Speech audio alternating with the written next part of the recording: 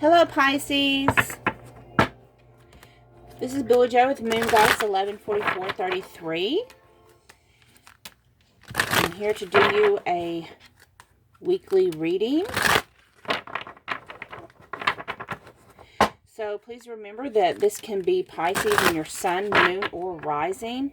I do recommend that, as for myself, I always watch videos for all three, my sun, moon, and rising, because sometimes there's messages in each one that fit or resonate. And sometimes you do have to know this is for a collective.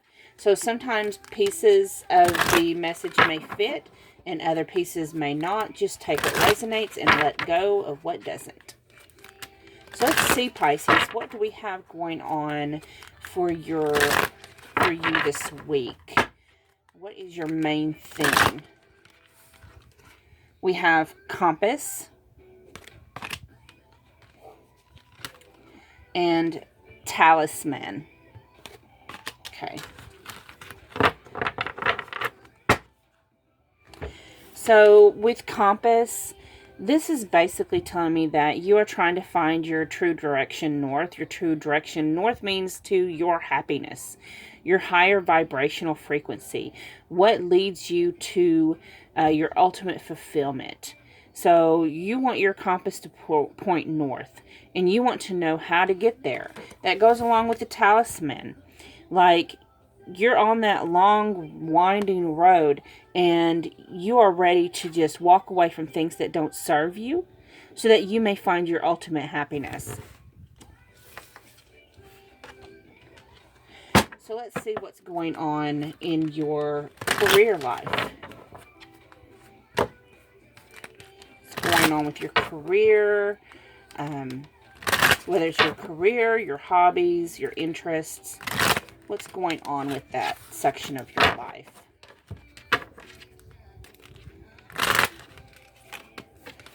So we have the Nine of Swords.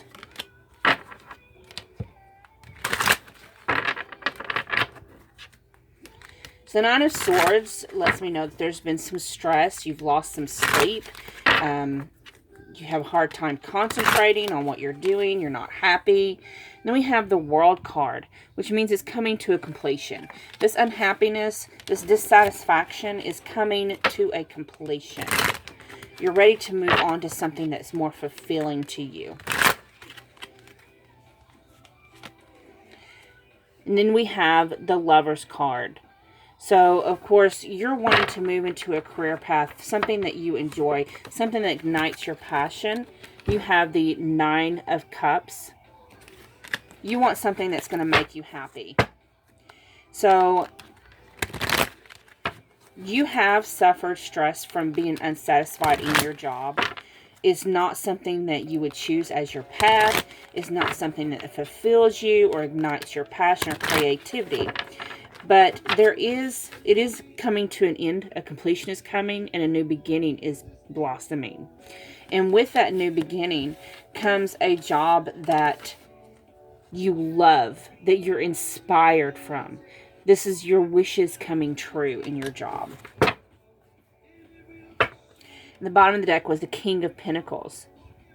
So not only is it your dream job, is it something that you would love to do, but it's going to bring the money into you as well. You're going to bring in abundance. Okay. Let's have a look now, Pisces, into your love life. What's happening for you in your love life this week?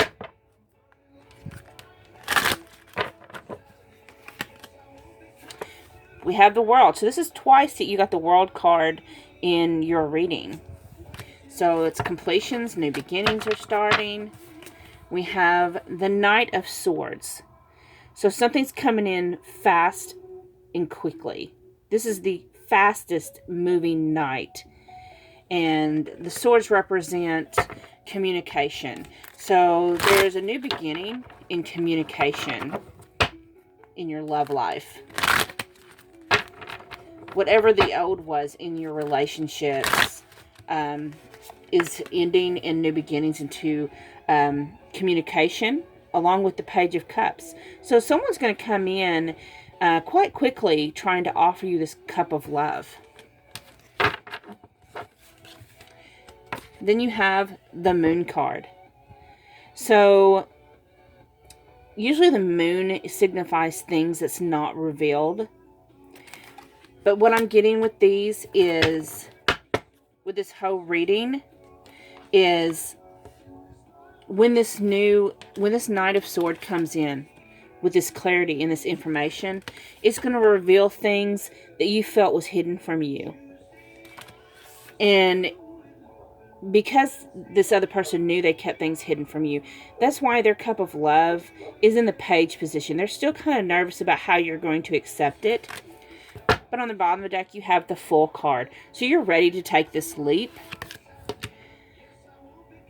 in this new beginning in the 3D physical world with this Ace of Coins. Okay.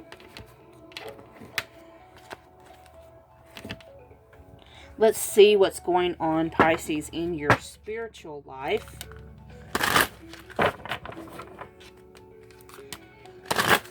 What's going on for you in your spiritual life? How you are communicating with Spirit, if you're receiving any downloads, if you're going through an awakening. What exactly is going on with you in your spiritual life, in your spiritual journey?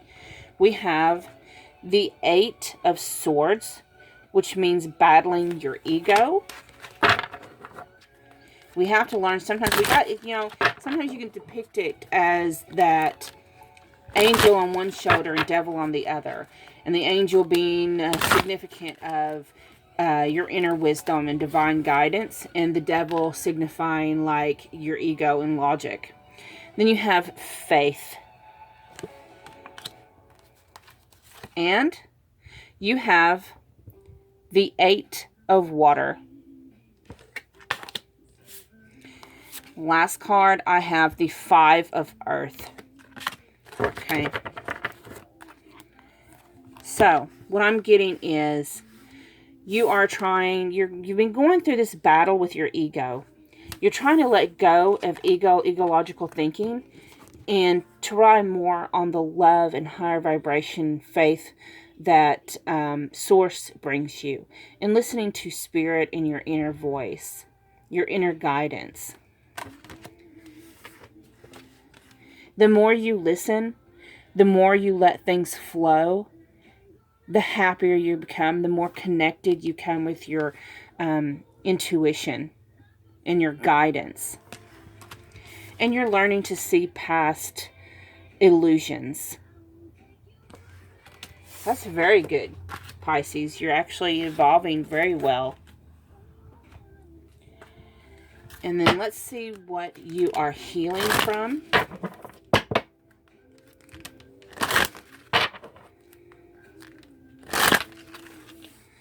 Says grounding. What you're learning in your healing is you're learning to ground. You know, Pisces is a water sign, and we do tend to, water signs, I am a water sign myself, water signs, we do tend to live in our emotions.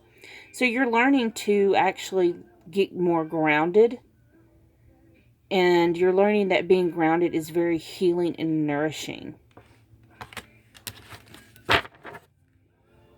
Now let's take a look at what is something that you have learned. What have you learned that you're starting to incorporate into your everyday life?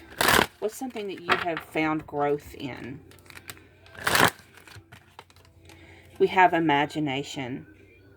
So it says that you embrace and nourish the creative aspect of your mind. So you're learning, you have learned, and you've embraced the creative side of your nature. You've embraced your imagination. And then let's have a message from our Rumi Oracle cards.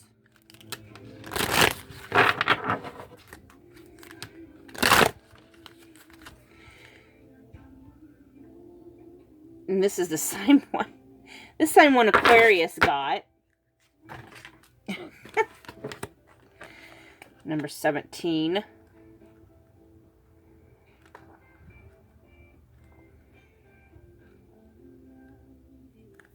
Okay. So number 17 is the human gift. Okay. The poem that goes with it is, "O heart, what is your excuse for all these blunders? Such loyalty is offered by the beloved, yet so much treason comes from you. Such kindness is offered by the beloved, yet so much defiance and resistance comes from you. Such grace is offered by the beloved, yet so much fault and failure comes from you. Such attraction is offered by the beloved, with sweetness and generosity, yet such jealousy comes from you, with so much doubt and suspicion." Rumi. Okay. And it says, let me see here. Okay. And the advice in this is to be kind to your heart. You may believe it to be wary from doubt and distrust. So much heartbreak and so many agonies, yet still it beats. Still it persists with unquestioning allegiance to life. What a grand heart it is, this sacred heart of yours. How can it be worthy of anything other than tenderness, gratitude, acknowledgement, and appreciation? Do not plague your heart with falsehoods and expectations of some disembodied perfection. The perfection of your heart is that it loves still, even if you try to stop it with some notion of self-protection from future hurt through doubt or fear. Still, it loves. It is perfection that it hopes even after despair, that it holds compassion even after experiences of fear. So then, what is there left to do but breathe the grandest sigh of relief and allow yourself the essential luxury of peace within? So then, everything is all right. Even at some moments it seems not to be, still, your heart beats in honor of life. The heart can be nurtured and coaxed into gentle acceptance of all that is, and the divine sight will become available to you." Thank you so much, Pisces, for joining me in my reading. I hope it resonated. If it did, please like, share, comment, and subscribe. And until next time, this was Billie Joe with Moon Goddess 114433.